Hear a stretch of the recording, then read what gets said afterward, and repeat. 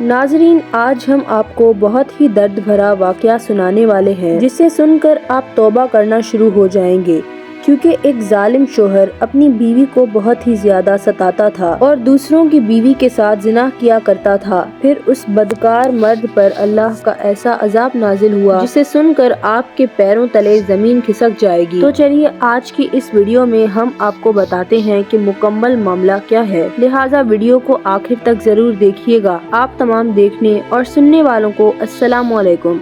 ایک گاؤں میں تمنا نام کی لڑکی رہا کرتی تھی جو کہ ایک حافظ قرآن تھی۔ تمنا بہت ہی نیک، پرہیزگار اور اللہ کی عبادت کرنے والی لڑکی تھی۔ تمنا اپنی شادی سے پہلے محلے کے بچوں کو قرآن پاک کی تعلیم دیا کرتی تھی۔ تمنا ایک پیر سے معذور تھی، لیکن اس کی یہ مجبوری کسی سزا سے کم نہ تھی۔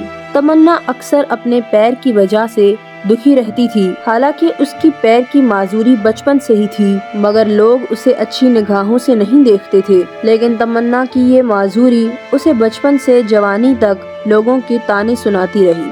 تمنا کا اس مجبوری کی وجہ سے پورے خاندان میں کہیں سے رشتہ نہیں آتا تھا اور اس کی عمر نکلتی جا رہی تھی۔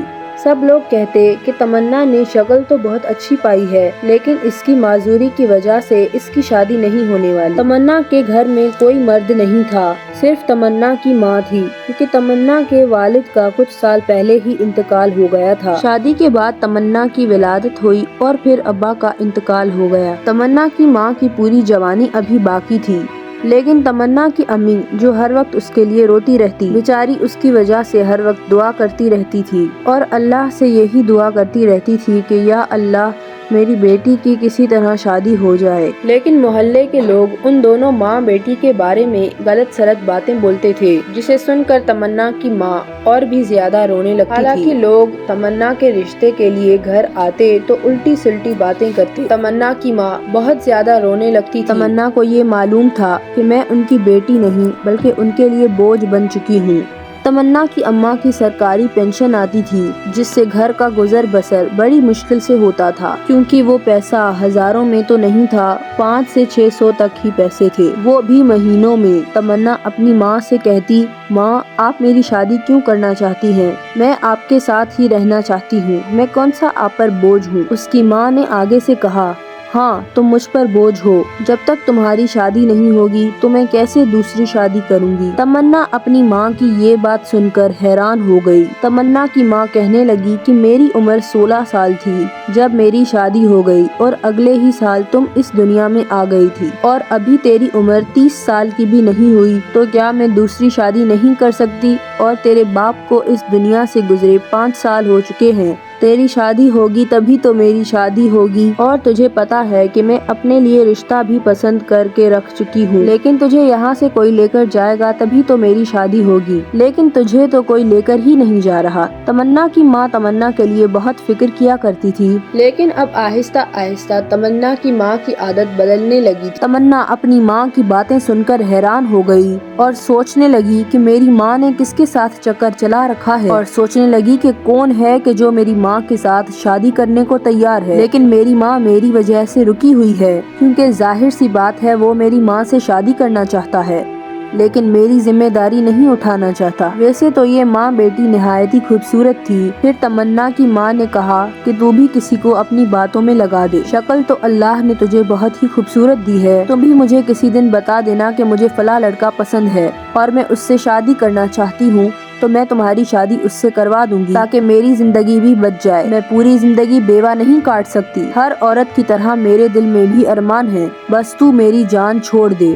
تمنا کی ماں نے اپنی بیٹی کے آگے دونوں ہاتھ جوڑ دیے اور وہاں سے چلی گئی۔ اس دن سے تمنا دعا کر کر اللہ کے سامنے رونے لگی اور گڑ گڑا کر اللہ سے یہی کہتی، اے اللہ، ایک ماں ہی تو ہوتی ہے تو اپنی اولاد سے بے پناہ محبت کرتی ہے، لیکن یہاں پر تو میری ماں کو مجھ سے زیادہ اپنی شادی کی پڑی ہے۔ وہاں اسی محلے میں ایک لڑکا رہتا تھا جو اکثر تمنا کے دروازے کے سامنے سے گزرتا رہتا تھا، لیکن تمنا نے کبھی اس کی طرف توجہ نہیں دی۔ اگر تمنا کسی کام سے گھر سے نکلتی تو وہ لڑکا تمنا کو تنگ کیا کرتا تھا اور باتوں باتوں میں تمنا کو چھیڑا کرتا تھا۔ تمنا جب چلتی تھی تو صاف پتا چلتا تھا کہ اس کے پیر بہت معذور ہیں، لیکن اس کا مطلب یہ نہیں تھا کہ وہ چل نہیں سکتی۔ جو راستہ عام انسان پار کرنے کے لیے 10 منٹ لگاتا ہے، वही रास्ता तमन्ना पार करने के लिए 15 मिनट लगाती थी। ठीक यही ऐब तमन्ना के अंदर था। तमन्ना जब फिर घर से निकली तो वो लड़का रोज की तरह आज भी उसका पीछा करने लगा और रास्ते में एक दरख्त के साए में खड़ा हो गया। फिर तमन्ना को देखकर इशारे करने लगा। तमन्ना हिम्मत करके उस लड़के की तरफ गई और बोली, तुम कौन हो और क्यों मेरा पीछा करते हो? वो लड़का तमन्ना को कहने लगा कि मेरा नाम फरहाद है और मैं आपसे शादी करना चाहता हूँ क्योंकि आप मुझे बहुत खूबसूरत लगती हैं। मैंने तो सुना है कि आपका कहीं रिश्ता भी नहीं है और इसीलिए मैं आपसे शादी करने के लिए तैयार हूँ। जैसे ही उस लड़के ने ये बात कही तो तमन्ना कहने लगी, क्या आप में इतनी हिम्मत है कि आप मुझसे शादी कर सकें? अगर हिम्मत है तो आज मेरे साथ मेरे घर चलो और मुझसे निकाह करो। उसके पास खड़े लोग ये बातें सुनकर हैरान रह गए कि तमन्ना तो एक नेक और शरीफ लड़की है, ऐसी बातें क्यों कर रही है। पास खड़े लोगों ने तमन्ना से कहा कि बेटी तुम क्यों इसकी बातों को दिल पर ले रही हो? तो तमन्ना ने कहा कि नहीं चाचा, मैं इसकी बात को दिल पे नहीं ले रही हूँ, मैं इसे खुद कह रही हूँ कि अगर ये मुझसे शादी करना चाहे तो कर ले। हमेशा कहता है कि शादी करूँगा, अगर सही में मोहब्बत है तो शादी करके दिखाए। वो लड़का तमन्ना की बातें सुनकर पूरी तरह से हैरान रह गया और चुपचाप वहाँ से चला गया। तमन्ना बहुत गुस्से में थी और वहाँ से वापस आ गई। लेकिन 2 दिन बाद वो लड़का तमन्ना की माँ से मिलने आ गया और उसने आकर तमन्ना का रिश्ता मांग लिया। उसकी माँ ने कहा कि बेटा तेरे घर वाले क्यों नहीं आए? तो उसने कहा कि मेरे घर में मेरी एक माँ है जो चल फिर नहीं सकती, बस मैं सादगी से शादी करूँगा, निकाह करके आपकी बेटी को अपने साथ ले जाऊँगा अगर आप इजाज़त दें तो। तमन्ना की माँ कहती है कि तुम ऐसे कैसे उठकर मेरे घर चले आए हो? तो वो लड़का कहने लगा, आंटी मैं आपकी बेटी को पसंद करता हूँ, उससे शादी करना चाहता हूँ। तमन्ना की माँ तो पहले ही उसकी शादी करने के लिए तैयार थी। तो तमन्ना की माँ कहने लगी, ठीक है तुम ले जाओ मेरी बेटी को, मैं तुम्हें सिर्फ 2 दिन का वक्त देती हूँ। 2 दिन के अंदर इससे निकाह कर इसे ले जाना। फिर 2 दिन बाद वो लड़का सादगी लिबास पहनकर तमन्ना के घर आ गया। तमन्ना की माँ ने अपनी बेटी को थोड़ी बहुत तैयारी करवाई और फरहाद के साथ अपनी बेटी का निकाह करवाकर उसे रुखसत कर दिया। तमन्ना बहुत रो रही थी क्योंकि वो अपनी माँ से अलग नहीं होना चाहती थी, मगर ये तो दुनिया का दस्तूर है कि बेटी को एक दिन माँ से अलग होना ही पड़ता है। बेटी ने जाते हुए अपनी माँ से कहा कि अब आप अपनी जिंदगी मजे से गुजारना, जिंदगी भर आपको तंग नहीं करूँ। तमन्ना की माँ कुछ न बोली और तमन्ना शादी करके अपने ससुराल चली गई। तमन्ना जब शादी करके ससुराल आ गई तो देखा कि ससुराल में भी कोई मर्द नहीं है, सिर्फ फरहाद की अम्मी थी। शादी से पहले तो तमन्ना को लगा कि मेरी सास मेरी जिंदगी को जहन्नुम बना देगी, पर वो तो तमन्ना से ज्यादा भी माजूर और गई गुजरी थी। उसकी सास की हालत भी उसके जैसी ही थी। तमन्ना की सास अपनी बहू से कहने लगी कि बेटी तुम कितनी खूबसूरत हो, इस आवारा के चक्कर में कहाँ से आ गई हो? तुमने क्यों मेरे बेटे से शादी करके अपनी जिंदगी अजाब बना ली है? तमन्ना कहने लगी कि माँ जी, आप दुनिया की पहली माँ हैं जो ऐसी बात कर रही हैं। आपको तो खुश होना चाहिए कि आपके बेटे की शादी हो गई। तो वो कहने लगी कि बेटी, कुछ माँ ऐसी होती हैं जो नाफरमान औलाद को पैदा करती हैं, जो माँ बाप की जिंदगी भी अजाब बना देते हैं। बल्कि मेरी तो दुआ थी कि इससे कोई भी लड़की शादी ना करती, इसको कोई भी अपनी बेटी ना देता। बेटियां तो बहुत प्यारी होती हैं, तुझे कैसे अपने घर वालों ने इस आवारा के साथ भेज दिया है? तमन्ना ने अपनी सास को अपनी सारी हकीकत बता दी। तमन्ना की सास कहने लगी कि बेटी, पहले तो सिर्फ औलाद ही अपनी माँ बाप को ये दिन दिखाती थी, आजकल तो माँ बाप ने भी ये काम पकड़ लिया है। बेटी, मैं अपनी पूरी कोशिश करूंगी कि तुम्हारे साथ इस घर में कभी कुछ बुरा ना हो। तमन्ना ने मुस्कुराकर अपनी सास को कहा कि कभी कुछ बुरा नहीं होगा, मैं चुपचाप सब कुछ बर्दाश्त कर लूंगी, मैं बहुत ही साबिर और शाकिर लड़की हूँ। तो उसकी सास कहने लगी कि इस घर में साबिर और शाकिर लड़की का गुजारा नहीं है, बल्कि इस घर में तो एक जिंदा लाश का गुजारा हो सकता है, जो बस सब कुछ देखती रहे और बोले कुछ नहीं। तमन्ना को अपनी सास की बात समझ में नहीं आ रही थी। फिर 2 दिन बाद ही तमन्ना को अपनी सास की हर बात समझ में आ गई। उसने देखा कि उसका शोहर किसी गैर महरम लड़की को अपने घर में लेकर आया है और दूसरे कमरे में उसके साथ मौजूद था। तमन्ना ने दरवाजे पर दस्तक दी, लेकिन अंदर से कोई नहीं आया। फिर 2 घंटे बाद उसका शोहर वापस आया, तब तक वो लड़की वहाँ से जा चुकी थी। उसका शोहर चीखता हुआ बोला, कौन था जिसने दरवाजे पर दस्तक दी? मेरी माँ तो ज्यादा चल फिर नहीं सकती।